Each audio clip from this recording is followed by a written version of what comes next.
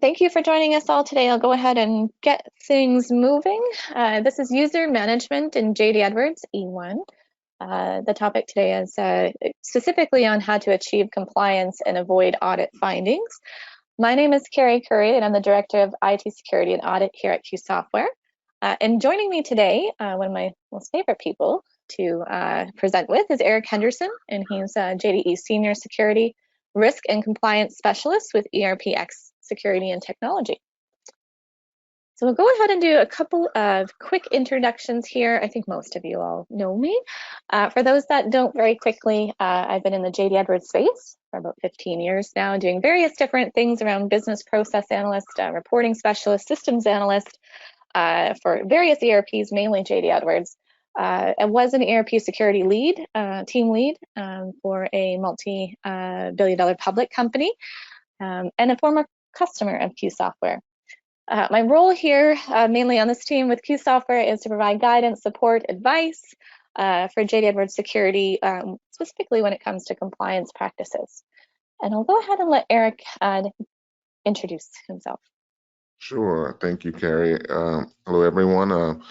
My name is Eric Henderson, as Carrie said, and I'm also a JDE security specialist. Been working with JDE for over 20 years. And my background is I've worked in the Big Four audit firms where I did, audit and consulting around JDE security, everything from assessments through full-blown implementations.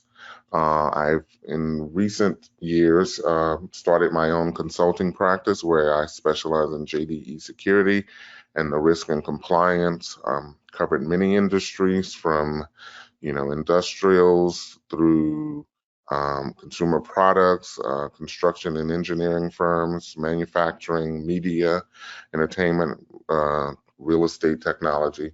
So I have a broad experience with many industries and helping them come up with solutions for their JDE security and compliance concerns. Wonderful, thank you. So today, in terms of what we're going to cover off, is we're going to talk a little bit about user life cycle, so how a user sort of lives through different events within your system. We're then going to talk about user classification and organization, so some benefits, and we'll talk a little bit about risk. We're going to go into the access request process, so some what it looks like, some best practices around that. We'll talk through terminations, why they're important, different types, and then circle back on integrity of the security files and running different reports and what the benefits are for that. If you have any questions, please, you can type them in your chat box at the bottom of the GoToWebinar screen there, your panel. Please ask questions throughout if you have any, and then we'll leave a little bit of time at the end here for questions. We're hoping to keep this within the 30-minute time frame, so we'll try to aim for that and see where we get. And a copy of the recording will be sent to you, I believe, afterwards, after we're finished here. So you should, if you want access to a copy of the PowerPoint slides, just let us know. Two main objectives today that we're hoping you take away from this, and one is to provide education surrounding the best practices for user management in JD Edwards, and then also providing information on the common risks and best options to maintaining compliance. So this isn't being run as an educational session, so it's more functional in nature. So that's the way that Eric and I are going to approach it. I know that there is some existing Q Software customers and possibly some partners on with us. We're going to try to keep it educational and functional. And then if you have some specific questions around some of the products, you can just let us know. All right, what I'll do is I'll get Mike, we're going to run a poll, keeping this a little bit interactive. So we're going to launch a poll here around how many people are involved in a user access request process. So I'll get Mike to kick that off, who's helping us administer the GoToMeeting. All right, so the question is, let me just see here. How many people are typically involved or accountable when it comes to the user access request process? Is it 1, 2, 4, 7, or more than 7 people?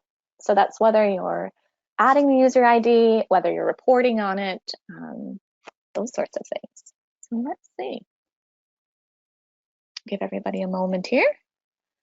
And I think we can share the results, I believe. There we go. All right. So it looks like the highest answer was 4. So 4 different people involved in the user access request process, 56%. And the next one the highest one was 2 people. So I'm going to share with you next. Go ahead and share with you what it looks like and see how many people, and it depends, of course, on the size of your organization, but I'll give you a little bit of look into, I like this little diagram because it gives you more overall view.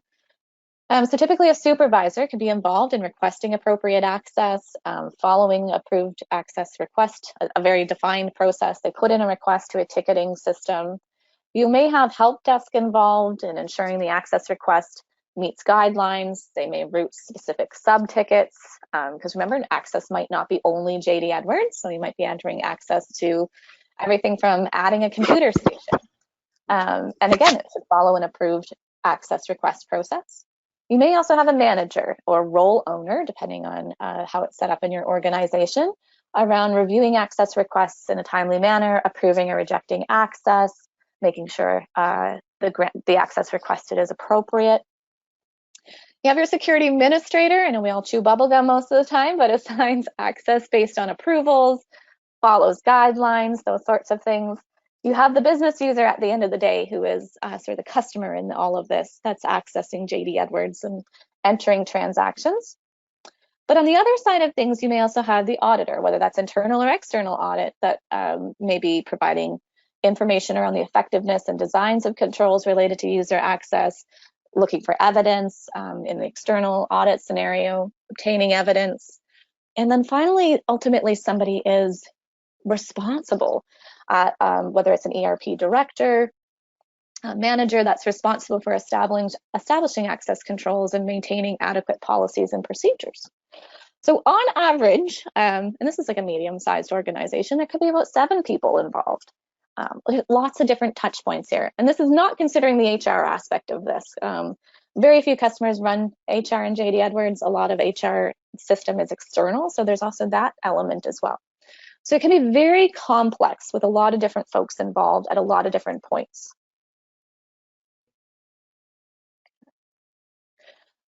So considering that, I've come up with a user life cycle in terms of if we think about the request piece of all of those folks involved. People live and breathe in your system just as events happen in their everyday life. Those events need to reflect at times inside of JD Edwards.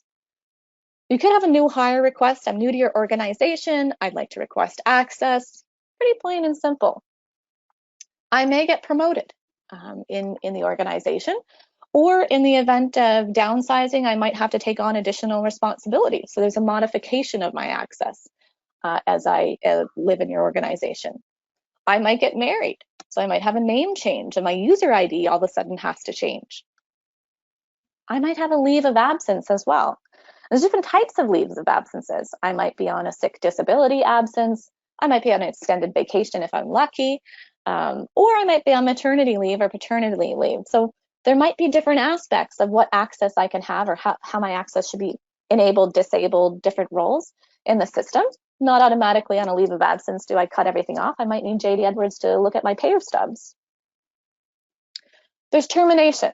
Maybe I win the lottery and I move on from your organization. Depending on my access, how is my termination going to be handled within the system? Not all terminations are of equal severity, let's say. And then finally, a rehire scenario. So depending on your industry, you might have rotational workers coming on and off the system at various times throughout the year. Does that mean I need a reapproval and a new request every time, for example? So the main goal here is to say that there's lots of different things happening inside your organization as a user begins and ends their journey with you. And it's important as the foundation to developing procedures, policies, and overall being compliant is to understand what these different elements are, okay? It's a conversation, ideally with human resource department, especially if it's outside of JD Edwards, to understand the nuances between these. Is there privacy concerns, regulation concerns? Of course, around termination, there might be privacy issues. Again, around leave of absence, is there regulatory requirements, those sorts of things. Whether you're designing this for the first time or you already have this designed, it's important to go back to the beginning and sort of, do we have all of the scenarios accounted for and the appropriate procedures to reflect them?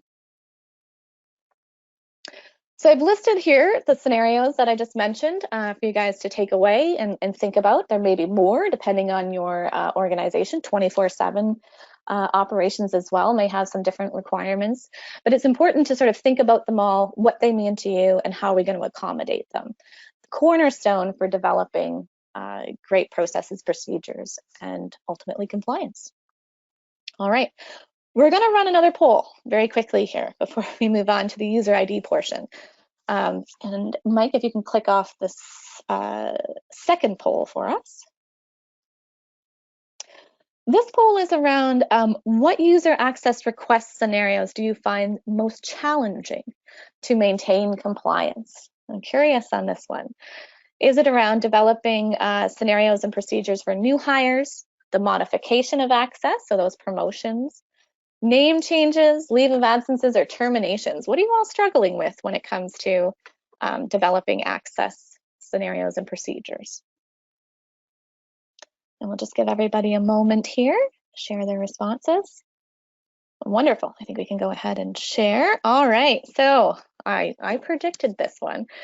So it's a modification of access. So when people either change roles, have additional responsibilities in your organization. So 43% said modification of access. Then probably the notification of is going to be tricky. And knowing, especially if we take on additional duties, what that is. The next one is termination. That's an interesting one, and I have some good tips for you around that. Leave of absence came in 14%, and new hire matched that. Okay. No name changes, so maybe nobody's getting married anymore. I don't know. All right. We'll get Eric to touch on modification of access and see what we can offer you around some tips around that in a moment. So, coming out of this policy, procedures, different scenarios is, if you have really great policy, develop really thorough, extensive procedures. Ultimately, that will tell you what you need to monitor. So with all these different scenarios, I have all these different procedures that I need to do. Maternity leave, I need to do this in terms of each one of them. If it's a system administrator, I need to do this. Having that ultimately piece of this is user setup, the actual user ID, and offering some best practices around this. Eric's going to share some risks and highlight some things in a moment. In terms of user IDs, they should be in a standardized format. I get the question all the time, why does that matter if it's Carrie C or if it's 1, 2, 3, 4, 5? Mix the letters and numbers. The key to having a standard format and knowing, like, do you know in your system right now if all the user IDs have been set up in a standardized format? If you are going to catch an anomaly for, let's say, potential fraud, you won't know unless your user IDs are standardized, okay? Address book numbers should be unique and assigned. There's lots of folks that don't have any address book numbers assigned to people. Regardless if HR is running in a different system, you should have standards around address book, and they should be unique per person and actually assigned to the user ID. The user status, knowing whether they should be, disabled, enabled at what points in time. So you're prompting for the users to change their passwords upon initial sign-on. The password settings you should have a standard for. The environments, I listed this here because there may be scenarios where you want users with roles that have access to production, but those users, you may want them to use the production role only in a pre-production environment. So I'm testing something.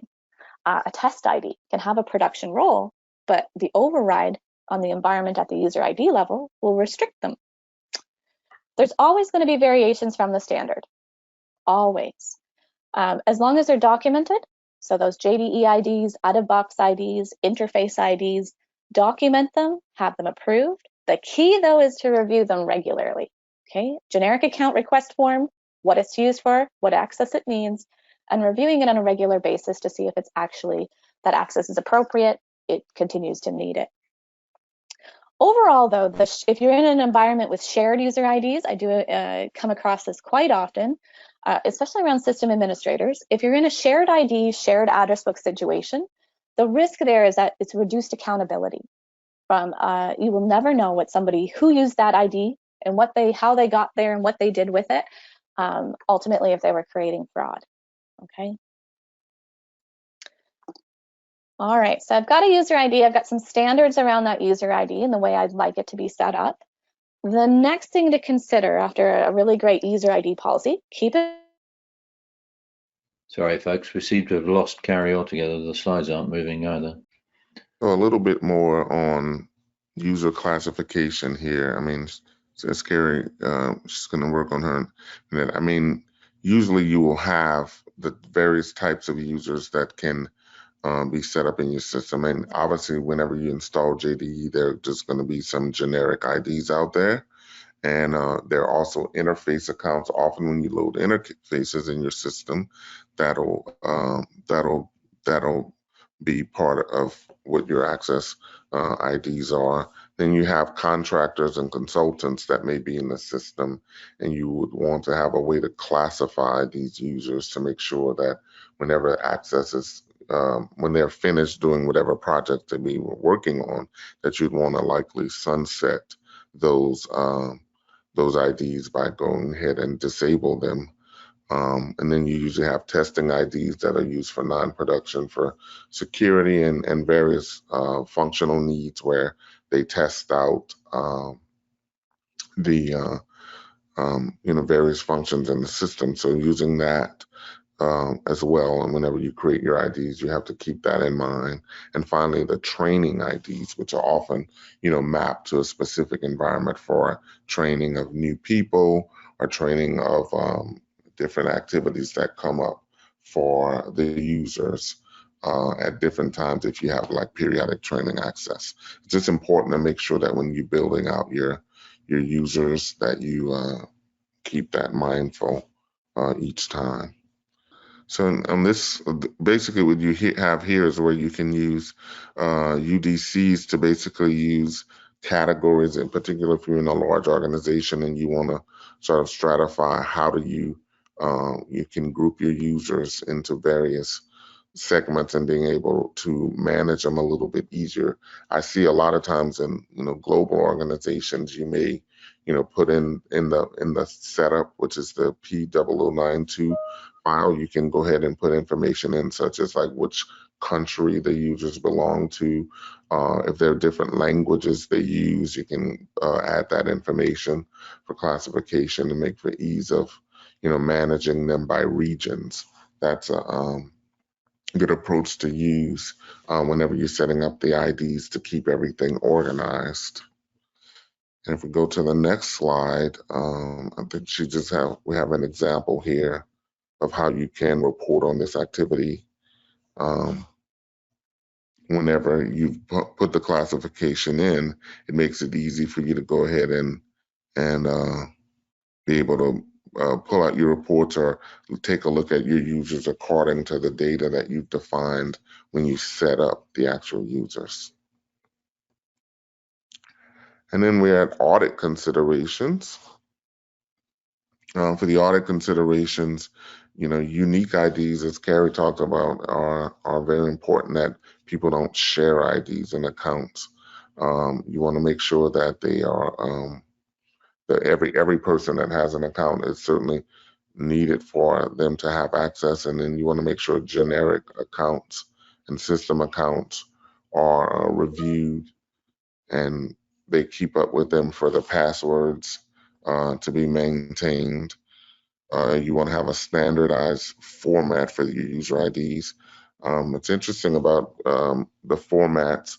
I think we have on the next slide of one of the risks around whether or not users would have, do you want it to be identifiable or do you want them to have, sort of an ID that's sort of in a format that you can't actually recognize a username. For instance, many companies do hire to retire sort of like using an identity access management system where you can go in and create your user IDs according to, a combination of alpha characters and numeric, and then that kind of follows them throughout the company in all of the systems if they're running an identity access management system. And you just have to tie that into, for instance, for JDE, so that when their logins are if you're using some sort of single sign-on login, it kind of has a very standardized format, and it reduces the risk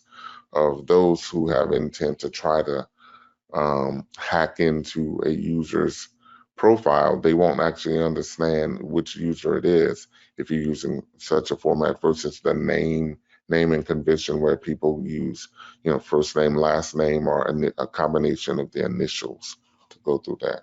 And also, she mentioned about everyone should have their own unique address book number. It's very important because if you want to keep the integrity of your data of transactions in the system, everyone should have their own unique address book number. You don't want to share address book numbers because then you don't have accountability on who actually performed the transaction.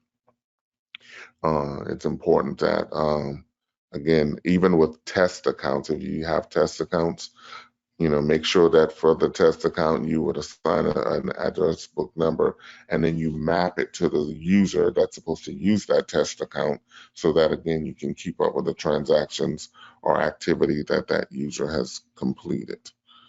And then on search types, it's always good to set up your search types in the UDC tables for users versus you'll obviously have employees, you'll have perhaps contractors, third-party vendors, consultants, but make sure that you do tag each of the address books that you put in the system with the appropriate search type that's set up. And some people do a dual maintenance of that where they keep, excuse me, they have a search type of U, meaning they're a JDE user.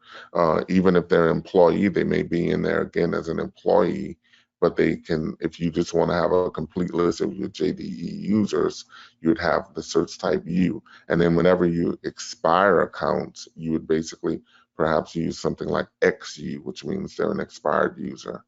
But that way it can help you track that. And then you can use those search type codes sometime to help you in terms of pulling out people from terminations whenever you need to turn off accounts in the system. Right? Thanks, Eric. I'm back. Oh, there you are. Great. I lost power, everybody. Sorry about that. I told you before, you got to pay the power company. Goodness. All right. Mike, if you want to, I'm going to switch back over and I can share my screen and get you to launch the next poll here. Poll number 3. All right. And Eric, I'm curious. We'll see what the answers are here. So this poll, number 3 that we have is what user IDs are associated, my panel here, with the highest level of risk? Is it the CIO, system administrator, the JD Edwards ID itself, or an accounts payable clerk? All right, I'll give you a quick moment here and then we'll keep motoring on. I know we're a little bit running behind. All right. Okay.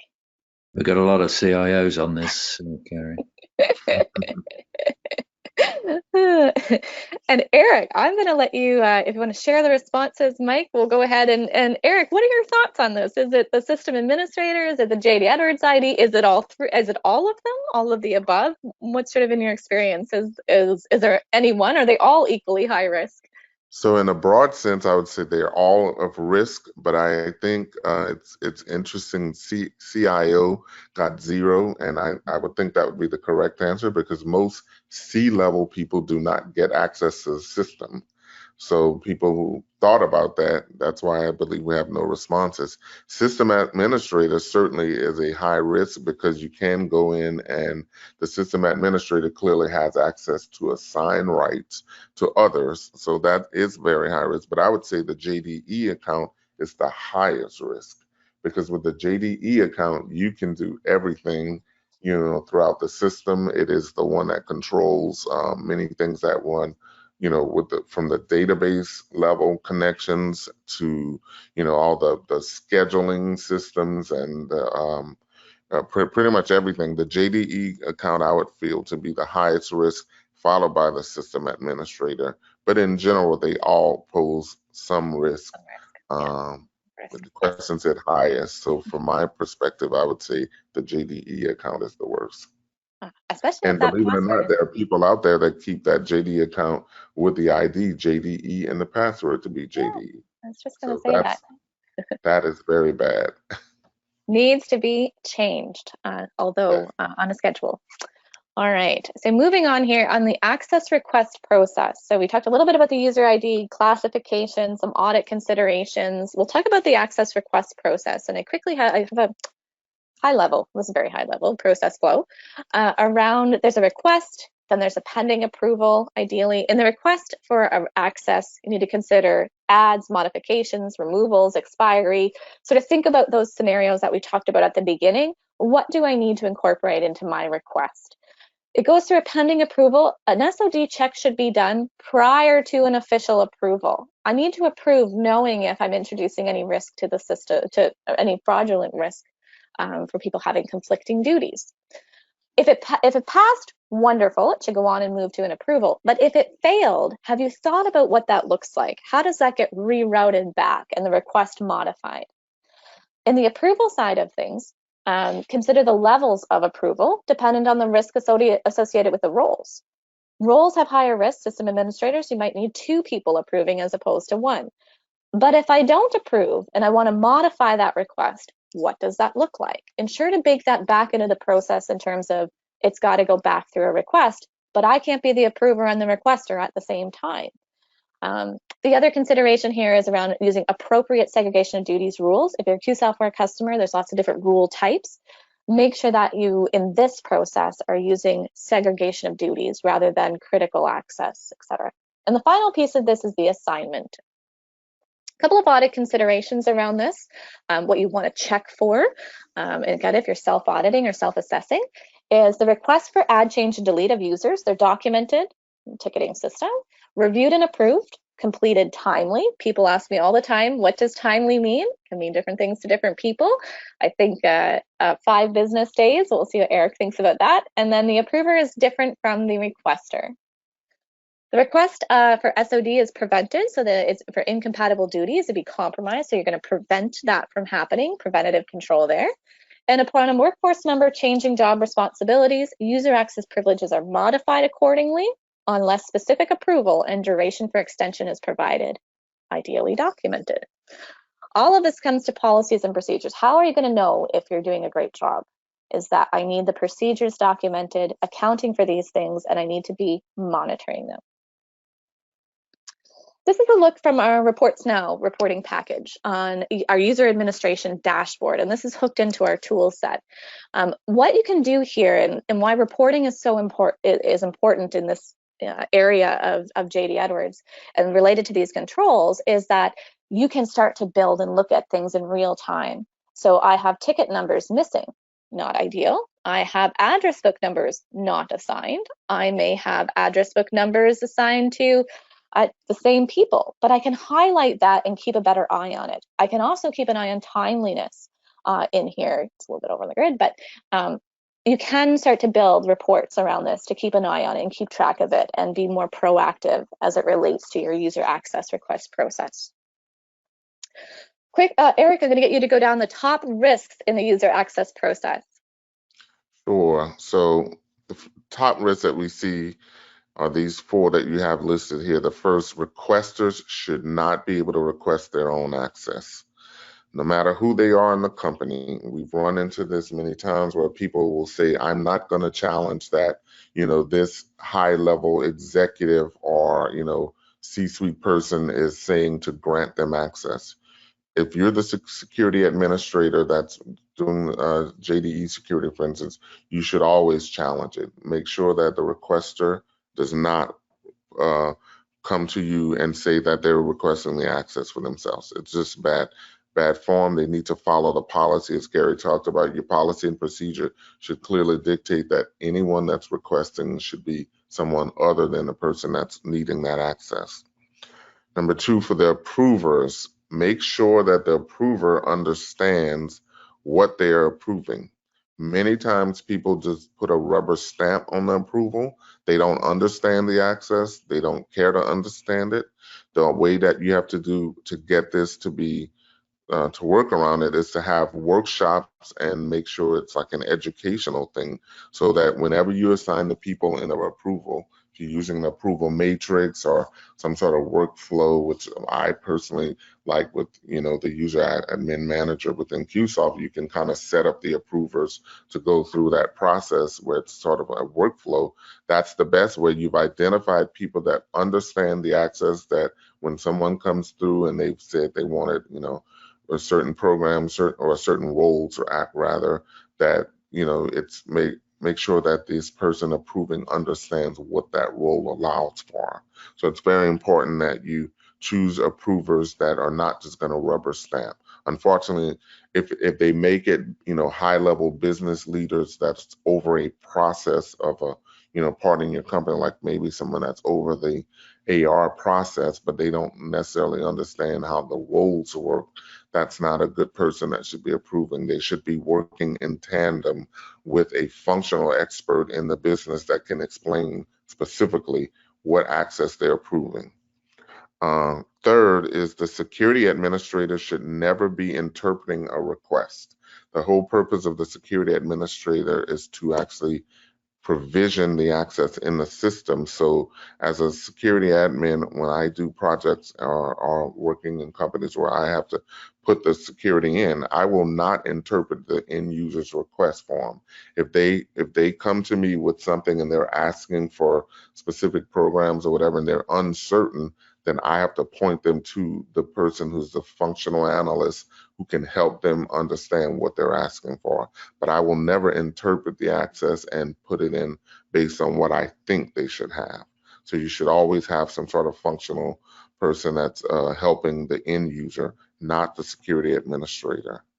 And then finally, you should design a well thought out form, which I think Carrie will cover in the next slide, but it's basically making sure it's clear as to what the roles are, and the user selects from a list. They do not get to manually write out, for instance, I want to be able to ship confirm, or I want to be able to, post a journal entry. Those are not the requests that they should be filling out in the form. The form should have the list of the role, and then you can actually create a narrative, like if you're doing it in Excel, for instance, create a workbook that has the actual security form, and then in additional tabs, you can basically have explanations of what the roles grant in layman's term, and also and if you want to list out some of the program's technical objects.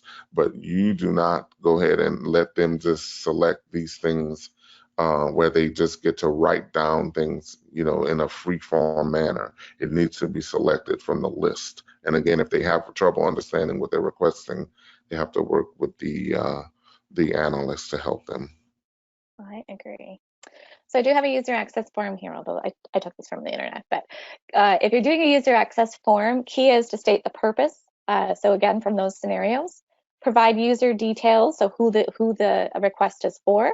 Specify what system the access is related to. Again, drop down list of roles, not having them manually write it out, because that could lead to interpretation. Surefire way to get an audit finding. Roles should specify what access the user will be provided. I'll talk a little bit more about that in a moment. Driven from a job description, ideally, especially if you're in a multi-role environment with a combination of roles identified. So if I do an AR clerk, it needs these 3 roles, for example. Approval signature, date and timestamp. If you're using Adobe PDF, there's really great tracking of electronic dates and timestamps, which is really helpful audit-wise. If I was going to add the job description or some information around what this role does, like Eric suggested, for a security administrator, it could be high level as add users roles, updates role privileges. At a higher level, it could have some objects in there, depending on if you have role ownership and what level those people understand. If you're an existing Q software customer, if you have your components, your buckets of access really well spelled out, so journal entry, batch approval, and all my objects are in those components, you can pull out those descriptions to provide a description of what the role is doing, or what access is within the role. All right. Very briefly on user termination, it's incredibly important. And I know some people are in single sign-on and LDAP, which we'll talk about in a moment, but terminated users from an audit perspective should be removed or disabled from the application in a timely manner. Not all terminations have the same severity. You need an immediate termination policy versus a more timely one for non-high risk users. Address book search type should be appropriate to indicate the user has been terminated. As Eric mentioned, is it an XU, X? User ID is disabled. Roles are expired or removed depending on your preference. It's completed timely for non-high risk in 5 days. Privileged users should be terminated on their way out the door. Automate where possible. Okay, this is something that our tool, which we'll talk about later on, can do. Is it automates it? It's running it every night. It's taking those and taking care of it. This can be a heavy data burden on people, administrative burden to terminate these users, but it's incredibly important from a risk perspective. So get Eric to quickly talk about the risks associated if you're not terminating users. Sure. So it's not recommended that you delete the JDE profiles, in particular if you're using a single sign-on method or really any method, but it is recommended that you disable the profile regardless. If you're in LDAP, you want to disable the JDE profile because you don't want someone who has credentials to log in at the network level to then get the credentials of a user and be able to sign in with that user on the JDE system. And it is very important that not only you disable the profiles if the person is terminated or have a separation with the company, but you should expire all the roles, because in that way you're making certain that they can't go through and even if that account gets turned back on by accident, they wouldn't be able to do anything if the roles are expired. If you must delete the users from your system, then you would have to stop the LDAP E1 services, delete the profiles, and then restart the services. It is not an ideal situation, but it is something that for companies that feel after they've gotten so many users in there that they need to remove, that is sort of the process you'd have to go through. But it's not recommended that you do that like on a daily basis. It would certainly have to be something else. And basically, if you do a purge or an archive and purge, that is the best time, because you don't want your transactions to lose integrity. If you take the system, the account completely out of the JDE system, then any transactions that user have done, you will lose the sort of visibility as to who it was, because once you delete the account, that will cause the record to have an integrity issue with the data. So that's the best process, is to just disable the account, not delete. Good. And safer than sorry, close the door. Yep. Integrity of users, finally, just some very quickly at the end here. So integrity of users and what we mean by that. So we went through sort of the user ID, the access request process, looking at the integrity. So this user lives in my system. What are the other things that I should be looking at on a regular basis? Enabled users with expired roles or no roles. Opportunity to clean things up. It's easier for you to monitor, self-audit, and self-assess with clean data. Disabled users with active roles. Well, that could be a risk, a security risk. Enabled users not signed in for a certain period of time. That can go to from a licensing perspective and keeping clean on a licensing side of things. Some people like to look at last sign-on date to see whether you really need a JD Edwards account. Environments assigned to the user IDs, if you're using what I mentioned at the beginning, an override on the environment on a user ID, make sure that's not been taken off. Third-party access expiration date equals contract end date. The key here, and why are these important? There's reports important to run sort of either monthly, quarterly, whatever works for you, is that connectivity in JD Edwards from a user ID perspective is in 3 parts. I need to go to 3 separate screens, right? It leaves room for error. Okay, it's easy to leave room for error. So that in itself is a good reason to keep the integrity. If you are an existing customer, we have these reports out of the box that you can run. The Reports Now reporting package also has many reports built into it that you can schedule via the automator and just deliver the exceptions to your inbox. So you can easily keep a track on them. Again, the benefits of running integrity, keeping all your security very clean. You can get there. It might be, a little project to get it cleaned up at the beginning, but some of these tools will help. Allows you to keep pulse. If policies and procedures, are they effective or not? Well, you will only know if you monitor them and start running reports. Visibility into new scenarios that I haven't covered in the procedures or policies, that could occur, and that's why a good reason why I should keep tabs on this stuff. And clean security equals better monitoring ability, which ultimately equals enhanced compliance. For those of you not customers, not partners, we have a tool, as we mentioned throughout this conversation, around User Admin Manager. It's an automated user provisioning. It's a workflow built in for the user access request process. It's approval by role owner or business unit, person responsible for business unit. It has optional SOD checks, which you can do optional for some roles, mandatory for others, complete audit trail, and the admin tools for user creation, data loading, terminations will help you keep everything running very, very clean. Ultimately, it helps with business ownership, efficiency, and control at the end of the day.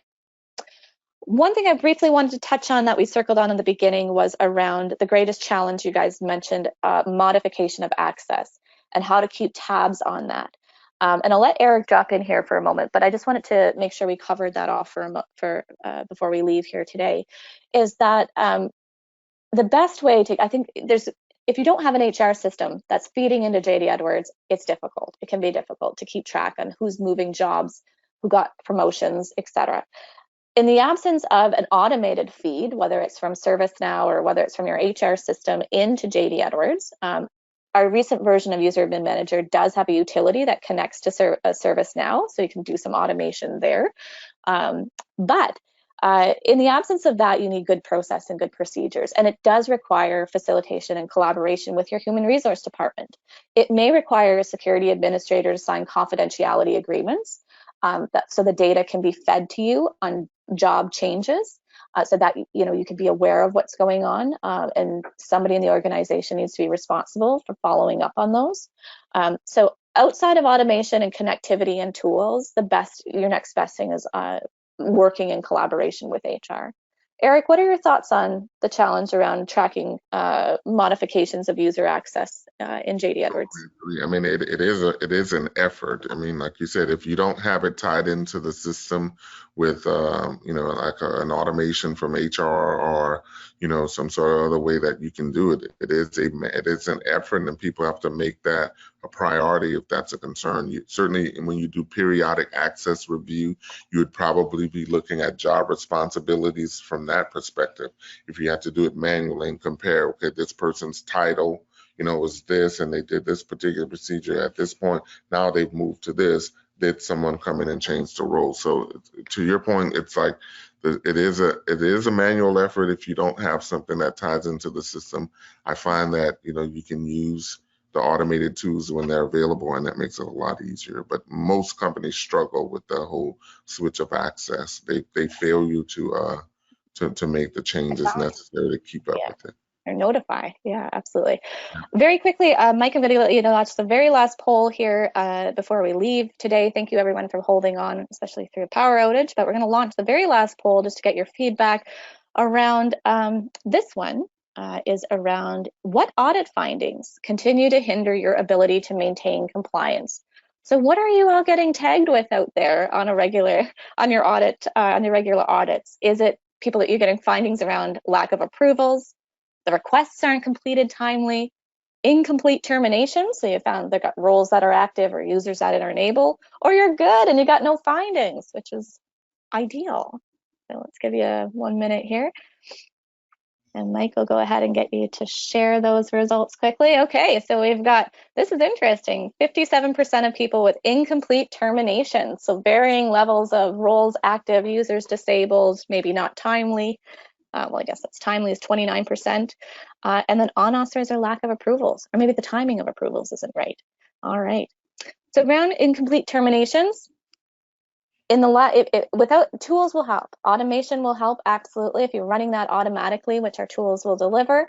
Absence of that, reporting all the time, keeping your pulse on it with reporting tools if possible. All right.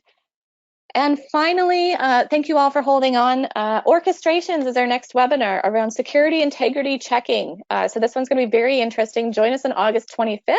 We're going to deep dive into developing orchestrations across and over your security tables to also help with keeping them clean. So another little bit of help there.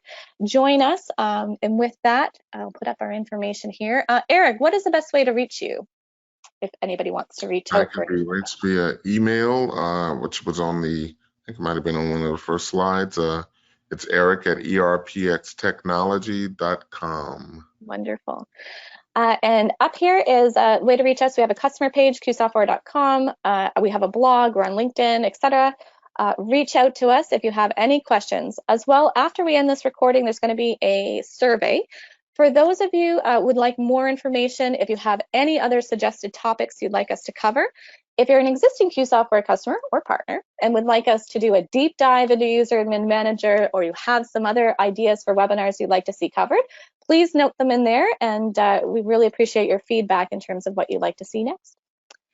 And with that, we'll go ahead and let you all enjoy the rest of your day. So thank you for joining us today. Great, thank you.